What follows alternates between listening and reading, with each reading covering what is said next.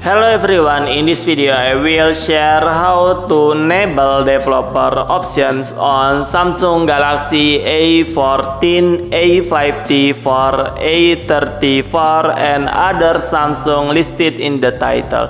Okay, let's get right into the tutorial. Don't forget to click like and subscribe. First, open your settings menu. Okay. Next, open About Phone. Okay, next open Software Information.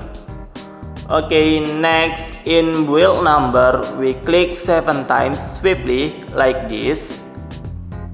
Okay, next enter your lock screen password.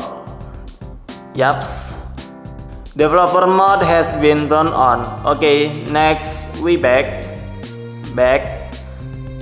Now you can see developer options menu under About Phone. Yaps, this is it. Next we open. Yaps, this is so that your developer mode has been active. In this developer menu we can find many hidden settings, but we must understand its settings before we change it, because if we change the setting wrong, it can cause problem on your phone.